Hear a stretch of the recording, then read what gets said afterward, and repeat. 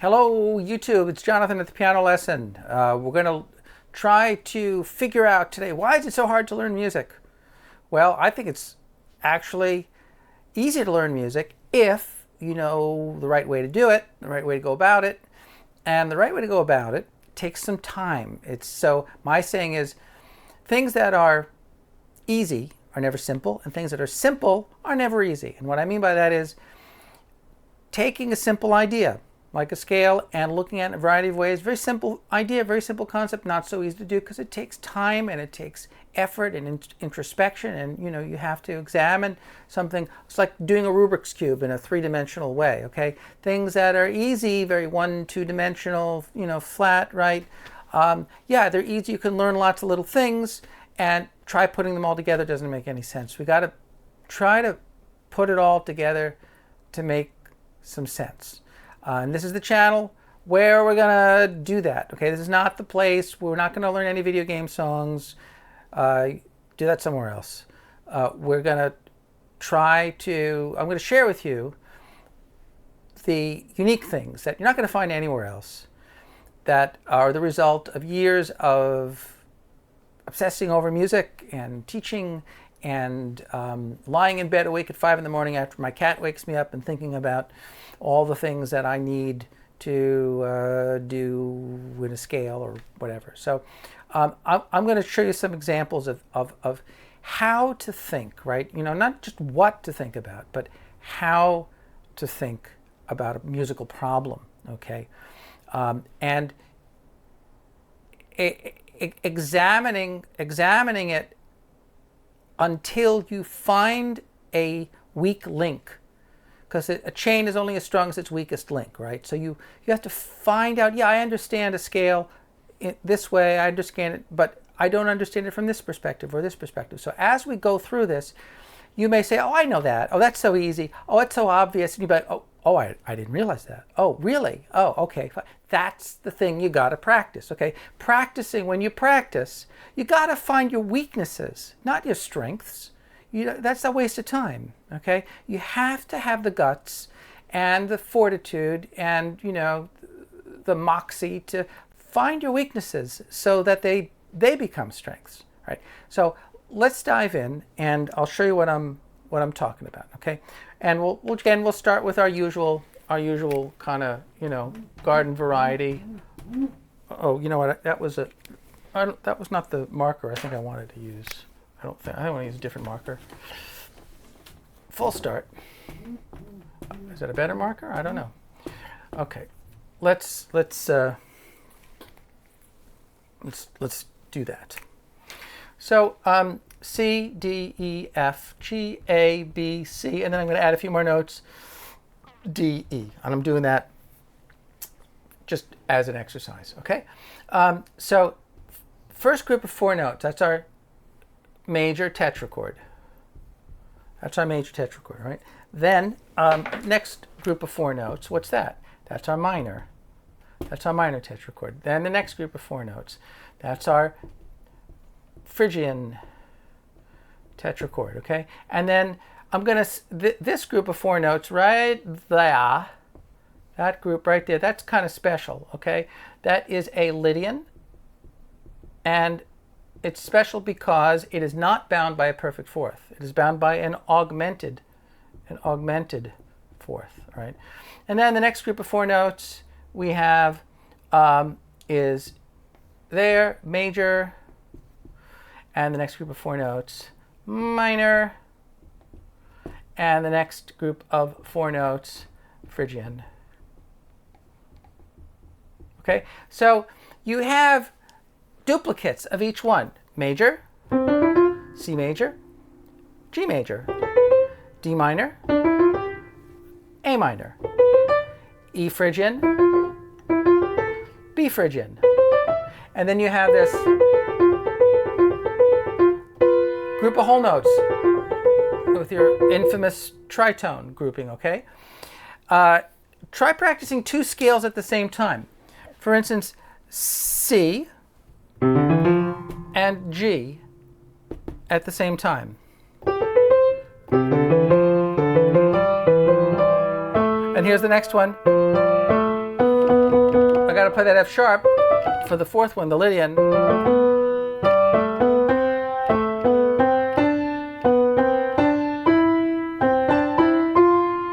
Pretty cool. Do the same thing. I went up a fifth. Do the same thing going down a fifth.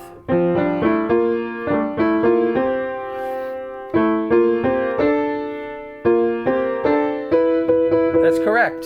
Tritone, tritone. Because I'm playing in two keys at the same time, F and C.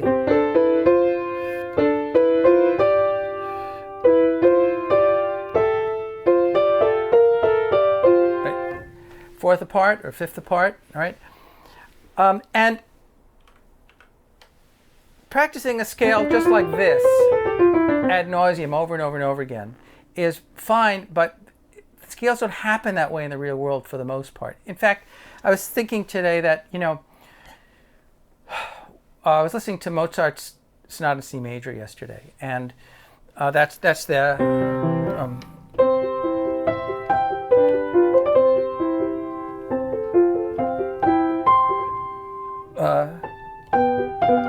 right, that one.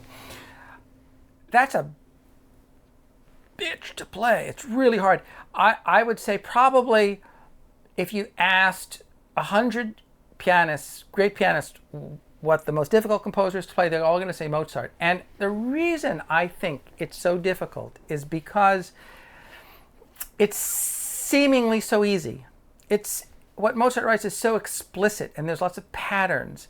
And those patterns, while very kind of maybe obvious and objective, try playing them musically.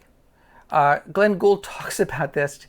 Glenn Gould's kind of like in the other extreme. Glenn Gould kind of like jokes about the fact that he wished Mozart died earlier because, a lot of his music was very formulaic. Well, yeah, okay. I mean, pretty good formulas, right? But I think I can count all the Mozart performances I've ever really heard on one hand that I really liked. I know one person in particular that I think he's probably the only person in the world that really plays Mozart the right way because he's so inventive.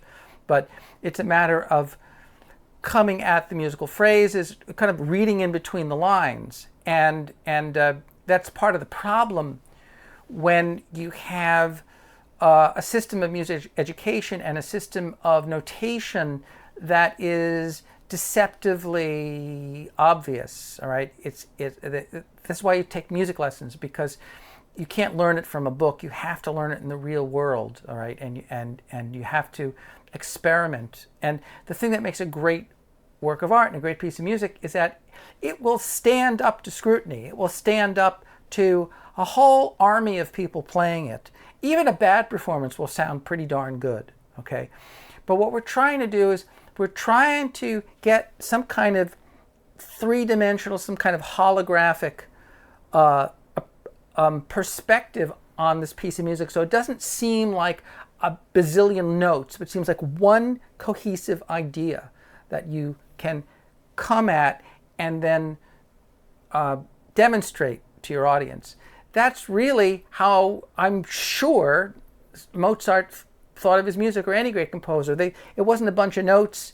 It wasn't 20 minutes of music. It was one idea, and they knew exactly where every little piece related to every other little piece. And I think this is how you sneak up on a piece of music.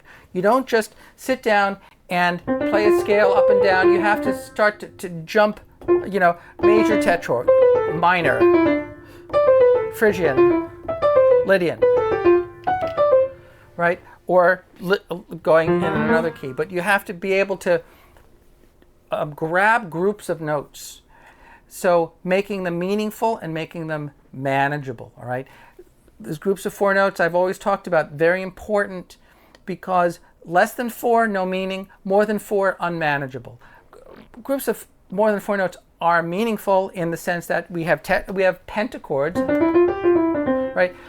That's what we kind of habituate ourselves to, but it's really, it's really the fourths that we need to be concerned with, and the augmented fourths, and the diminished fourths, which I'll talk about in a minute when we get to the minor scale. So let's go into the minor scales, zoom, all right. big eraser, big eraser. And we'll go to the relative minor, which of course everyone knows is A minor because it shares the same key signature. And we'll use two ledger lines, A, B, C, D, E, F, G sharp. That's your raised seventh, and A. And then we will add two more notes for the exercise, B and C. And there we go. Okay, so the first tetrachord, what was the sixth tetrachord in the key of C, is now the first, and it's minor. And it would make sense because guess what? We're in a minor key. And then B, that's our Phrygian. All right, I'm just going to do that. And then there's our major, okay? All right. And then what the heck is that? What is that? That group there? Well, that D up to G sharp, that is augmented. All right, that's an augmented fourth. And there's a half step there, right there between E and F. Okay, and then there is an augmented second from F up to G sharp. Right? I don't know what you call that group. Let's call it an augmented tetrachord. Okay, just among friends because it's a group of four notes. But I don't precisely know what I would call that, and I'm being completely honest. But E up to A, right? That's a harmonic tetrachord. Remember, there's only four tetrachord groups that are bound by a perfect fourth. What are they? The major, okay, the minor, the Phrygian, and the harmonic. Okay, so the major, minor, Phrygian, harmonic. So we take the major and we lower the second degree a half step, okay, and that's effectively what that is. And you have to be able to just throw your hands down on the keyboard and grab these harmonic tetrachords. How do you make it easy to grab the harmonic tetrachords? Well, can you just throw your hands down on the keyboard and grab a perfect fourth? Come on, right? I mean, let's get serious. And then from that perfect fourth, which is a constant for all four types, right? All four types are bound by the perfect fourth. You only got to change one or two notes in the middle, tops, right? So you grab there's your Phrygian tetrachord, C Phrygian, F Phrygian, A Phrygian. Come on. You got to be able to just pull that out of a hat, okay? Just like you can do major, D major, B flat major, E flat major, right? Or E minor, B flat minor, B minor, E Phrygian, F Phrygian, where that half step is. Just pulling those things out, and then that's how you build scales, and that's how you also have to learn again how to start a scale, conceptualize a scale, and ultimately the music, right? Because music uses scales. That's why we learn them. I don't know if you knew that. But the music is based on the scales, okay? And you got to be able to, like a cat falling out of a tree, you got to be able to land on your feet. And this is how you do it. This is how you learn to build confidence, and so you can get on stage and you're not nervous, okay? Because the stuff is so obvious to you that there's just, no possibility that you'd ever get it wrong. That's what you have to do. If you just practice for 8 hours a day the same way over and over and over again, that's a losing proposition, okay? Let's keep going. The harmonic, then starting on the F, G sharp, A, B, okay? What the heck is that? Well, it's also augmented. And I don't exactly know what to, I don't have a name for that exactly, but in this instance, the half step is in the middle. Over here, the half step, right, there we go. D up to G sharp, the half step is between 2 and 3, okay? And likewise, here, the half step is between 2 and 3. So those are exactly alike. Did you know that? Well, you know it now, and if you practice, this is what you're supposed to practice. You're supposed to go, oh, I didn't know that. I didn't realize that. Have any of you now, so far, we've been doing this about 15 minutes now. Have you've gone, oh, I didn't realize that. I never thought of it that way. That's what's supposed to happen, okay? Of course, along the way, you're going to go, oh, I know that. And I know that. I know that. It's so obvious. Okay, it's because smarty pants. Fine. Okay, so so great. Good for you. But I don't know this stuff, and I've been doing it a long time. I mean, there's a lot to know, and there's a lot of situations to get in that are all kind of brand new. So these are the kind of revelations you have. And let's do we did this one, and then G sharp A B C. G sharp A B C. What the heck is that? That's diminished, my friend. That's a diminished tetrachord. Why is it diminished? Because we're going from a G sharp A, B, C. A perfect fourth is C sharp. All right? What tetrachord would that be? Phrygian. What tetrachord would this be? Minor. What tetrachord would this be? Major. See that? But these stay the same. So anyway, this goes down a half step. If you take a perfect interval, again, basic music theory. You take any perfect interval. What are the perfect intervals? Octaves, fourths, fifths, and unisons, but still, take any perfect interval, lower it a half step, you get a diminished interval. You got to know this stuff. I mean, it's not, it's not optional. It really isn't. Okay? Otherwise, you're just going to be confused your whole life with music. And a lot of this is reflected in music publishing, which is a sidebar, but it's irksome to me to see all of the poorly published music on the internet. One of the worst things the internet ever did. It destroyed the music publishing and the music editing industry, and it made people illiterate musically. And they just, if you can imagine people, they don't know how to spell, they don't understand grammar and syntax, and just you can't communicate. So this is how you learn to communicate in music. All right, and then you go.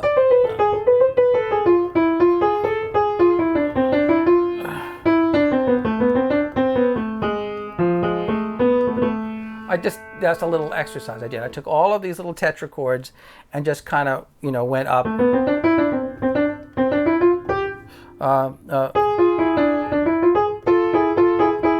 Now, I would actually focus. What's the hard part in the scale? Well, the hard part is kind of like, this, right up to the kind of from the D up to the B. This area here.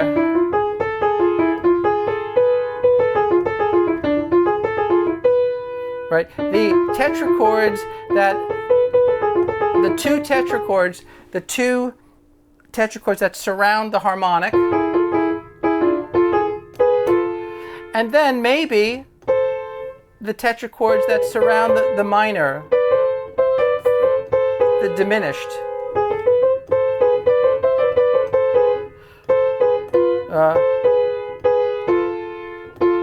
What am I doing there? I'm playing the middle notes of the tetrachord, and then the two upper notes and the two skipping notes. I'm skipping notes. I'm playing kind of thirds, right? I'm playing minor third, major third, major third,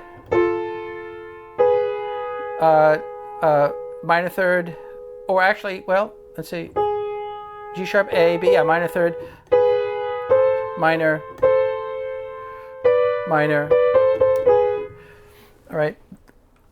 Those are that to me that's how you have to start drilling down into these scales. All right. Now, all right, let's take a breath for a second. I'm gonna touch on giant steps a little bit because I kind of feel like it. It's just kind of in keeping with our theme of trying to look at things in a different way, looking at a song in a different way. The basis of giant steps is the root movement. Up a minor third, down a fifth. Now, up a minor third, down a fifth, that is a what? It's a triad. It's a triad. Should I write this in the bass clef or should I write it in the treble? I'll write it in the bass clef. I've been doing treble clef all day long. I'm sick of it.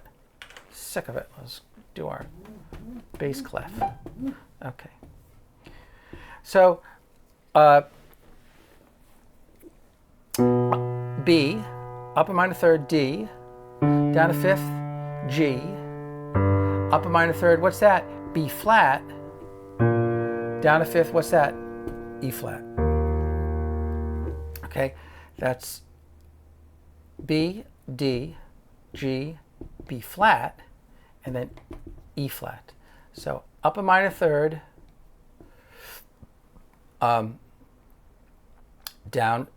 a fifth, okay, up a minor third, down a fifth. All right, and then there you have a 2-5, 2-5, 1 and G, up a minor third, down a fifth, and then again up a minor third, down a fifth. What is that? Well, you have the E flat, which is now spelled D sharp, F sharp, B. You're actually forming 3 triads, albeit one of the triads are spelled differently, but you have a B triad, B. I'll write it down here. Let's see. B. Sorry about that, Chief.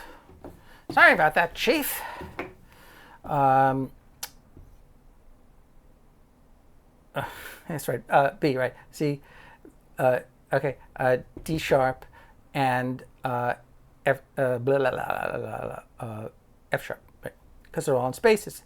See, this is the funny thing. I forgot how to read music for a second. B, D sharp, F sharp. Okay. B, D sharp, F sharp. All right. Up a minor third, up a minor. And then E flat, which is the same as, it's the enharmonic spelling of D sharp, right? They're the same. E flat, G, B flat. We're writing triads, line on line, space by space. E flat, G, B flat. All right. And then we have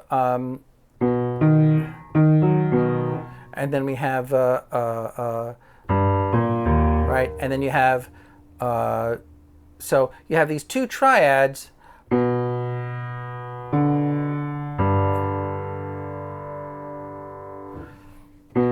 have a G triad as well, right? G, B, D.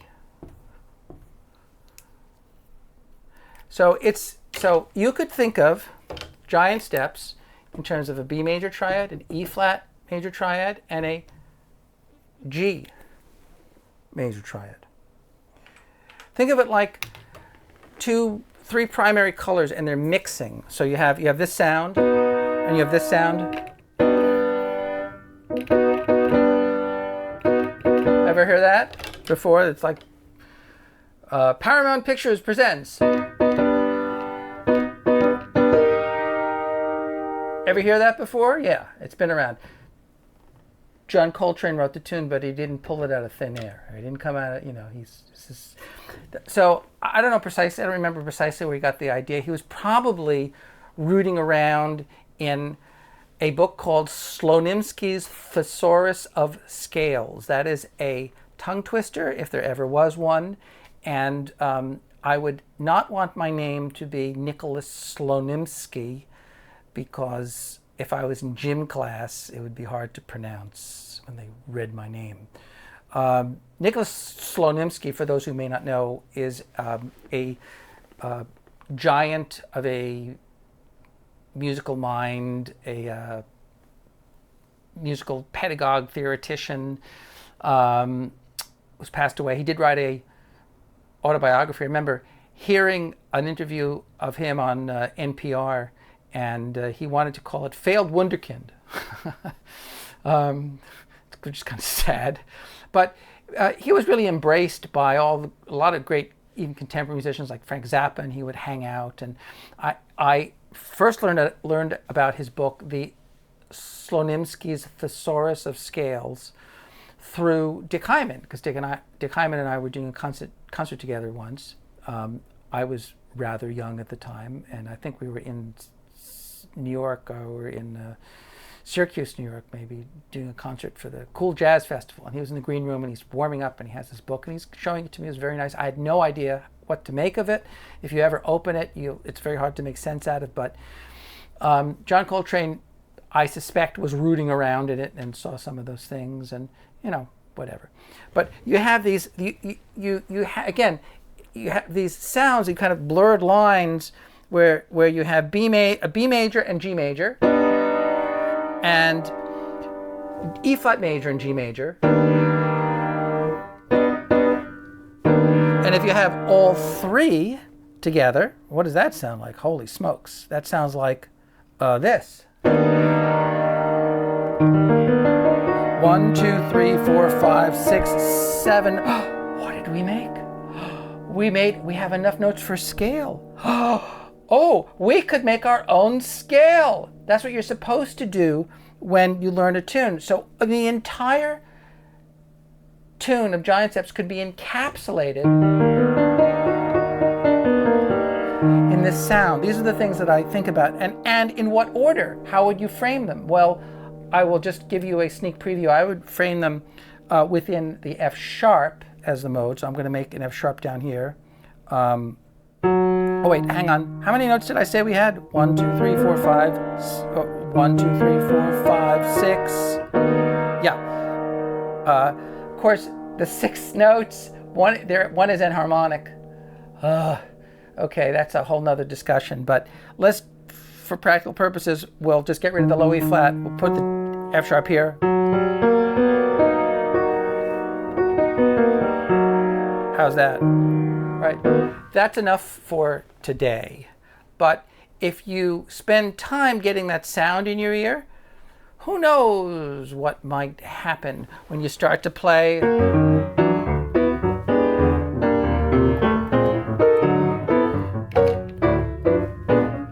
Doesn't that sound sounds like it encapsulates the entire piece into one concept. That's what we're trying to get through. And when you improvise,